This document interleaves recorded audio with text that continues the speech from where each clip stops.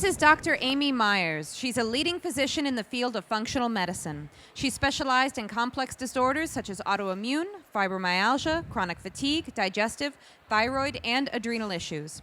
She's been featured on the Dr. Oz Show several times and has a book called The Autoimmune Solution to be released in January 2015. Let's give her a big round of applause. Thank you. I'm really excited to be here today. My topic is the pitfalls of paleo, but I don't want y'all to think that I'm anti-paleo. I eat that way myself, and I think it's a good way to eat. The talk is really just based on my experience of seeing thousands of patients in my functional medicine clinic, many of whom have gone paleo that I've met at these conferences. They've connected with me, and they've decided to come see me, but they're still having problems in spite of going paleo. So really that's what my talk is going to be about, is if you've gone paleo, you're still having issues, what could it possibly be? I'm going to just kind of quickly run through things because I find a lot of times most people really just want to ask me questions. So hopefully we'll have more than 5 minutes at the end to ask questions and I can address them in, generalities.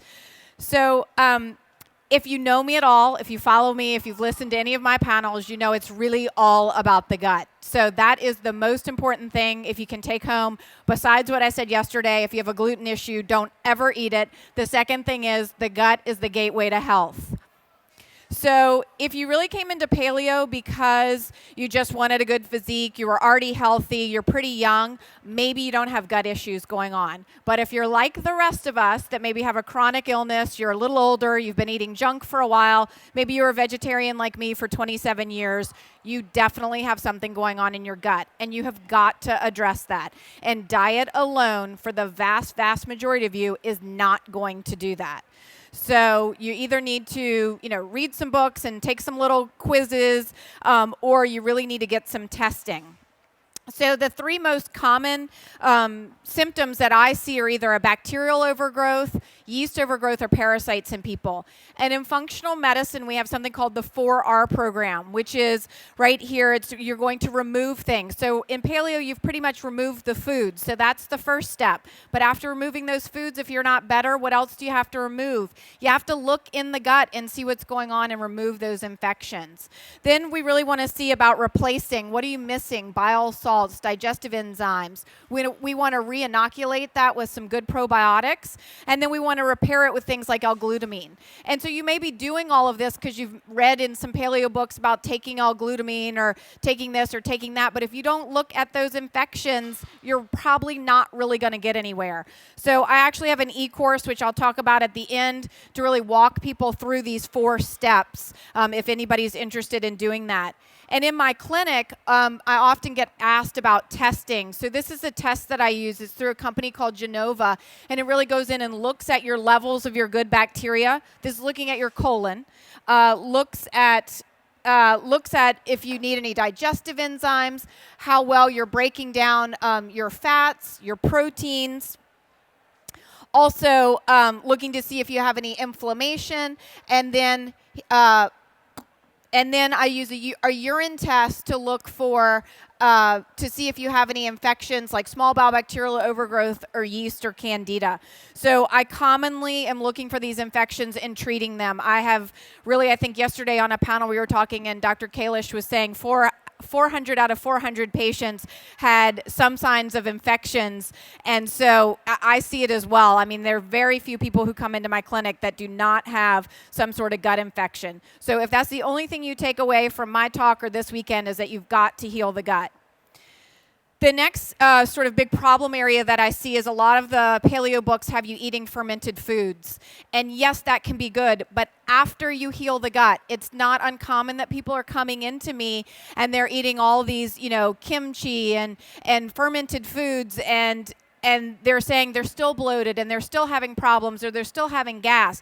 Well, it's because these fermented foods are not selective to just feed the good bacteria. They feed the yeast as well and all the bad bacteria. And a lot of people don't really understand that. So if you have SIBO or small bowel bacterial overgrowth or yeast, when you're eating all that fermented stuff, it's feeding them as well. So I have a little bit different philosophy than some other people out there, which is to not eat all that fermented food, go through a 4R healing program, and then you can go eat your fermented foods. The other is dairy. So everybody has a different take on this about dairy. Some people, paleo does include dairy. Some people it doesn't. Some people it includes butter, maybe raw milk. So most people out there do have a gluten issue, at least the ones that I see, and 50% of those people have a dairy issue. So whether it's raw, it's organic, it's grass-fed, it's butter, it still has casein in it. So if you have a casein issue, you cannot eat those things. So how is it that with a gluten issue you can have a casein issue? Well, I talked about it yesterday, that process of molecular mimicry, and I don't have time to get into all that, but I've definitely written articles on this. So really what I recommend is, yes, you can do some food sensitivity testing, but really wipe the slate clean, take it all out of your diet, and then see what you can tolerate. Can you tolerate whether it's raw or not raw? Can you tolerate a little butter? Can you tolerate sheep? Can you tolerate goat? You got to figure that out. But the proteins of the sheep and the goat are also very similar to cow. So a lot of people cannot tolerate that.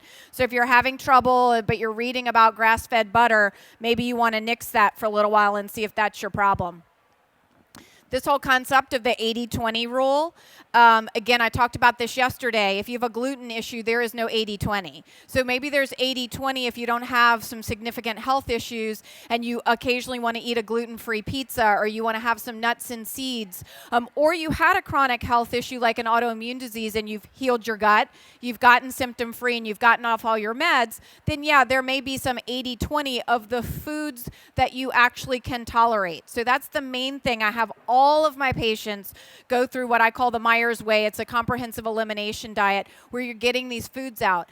I love, all the paleo books, and people do paleo, but then they do this 80-20 rule, and then on the weekend they're eating the pizza and they feel awful, but they don't know, was it the yeast in the pizza dough? Was it the gluten? Was it the dairy? Was it the eggs? You got to sort this out, and the only way to sort that out is to really go through a program where you've eliminated it and you gradually add it all back in so you can see what are your problem foods. And those are the foods you want to avoid 100% of the time.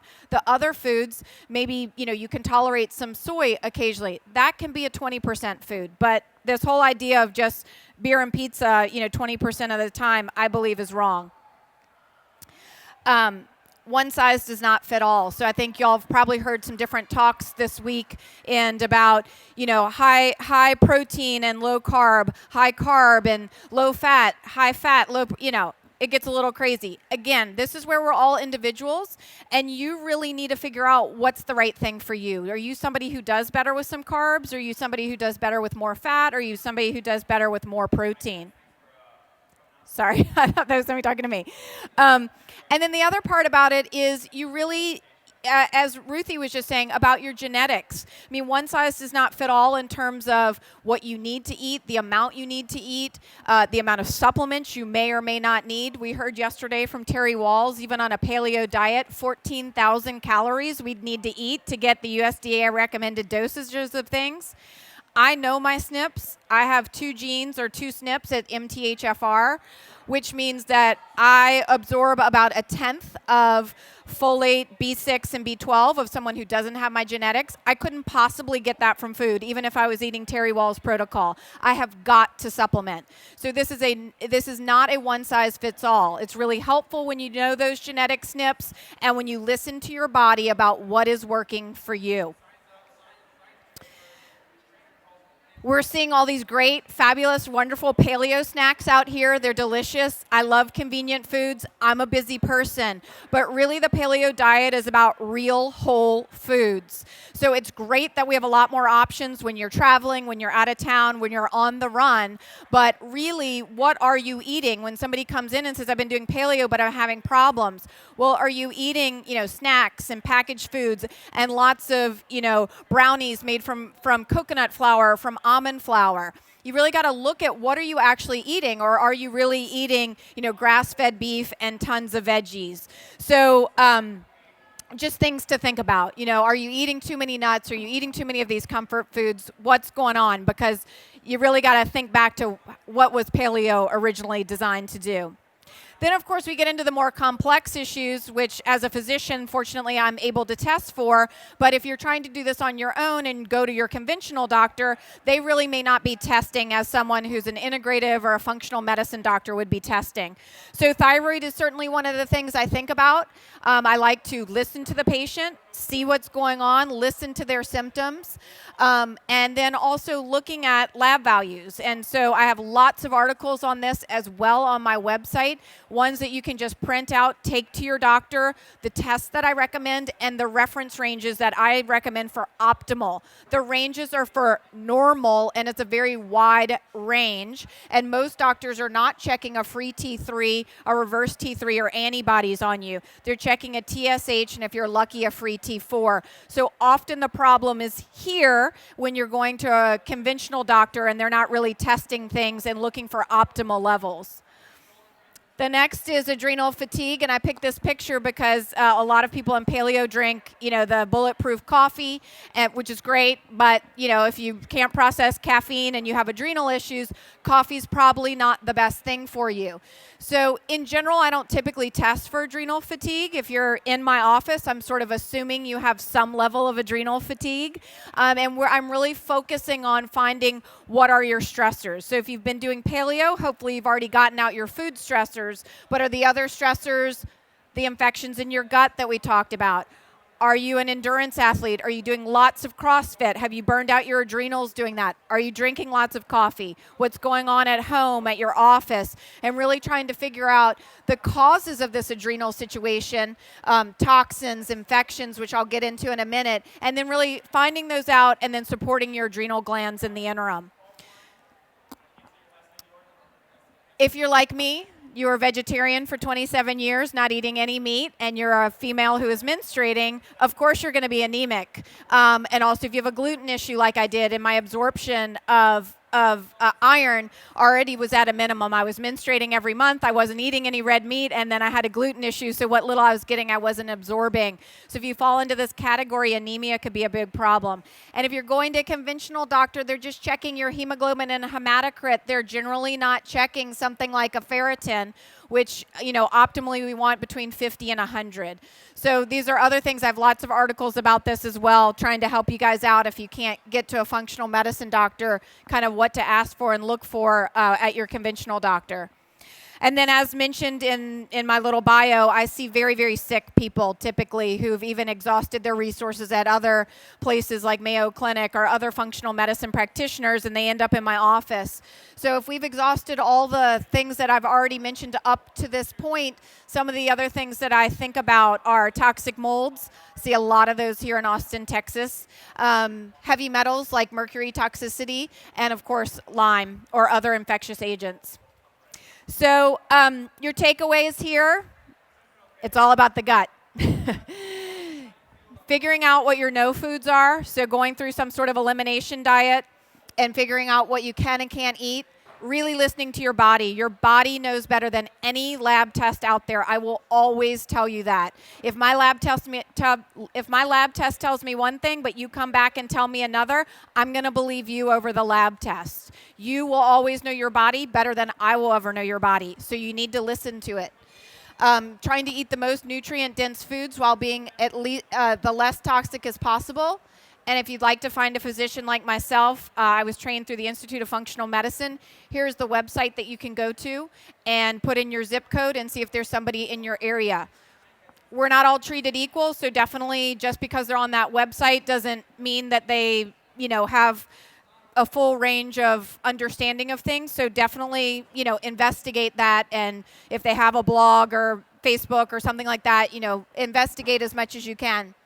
And if you're interested, I have created 2 e-courses, one which is my comprehensive elimination diet, so you can figure out what are your no foods and okay foods. We do have a paleo autoimmune protocol in that, a candida protocol, and then I have an e-course on how to heal your gut, because these are the 2 most common questions that I get asked, people from across the country, how can I do this? Or I've been doing this, why am I not well? And really, this is where I started my own clinic. And this is as close as you can get to seeing me and doing all this testing without actually doing that. This is what I do every day. I put down everything that I could in these e-courses so that you could really help yourself on your own to get well.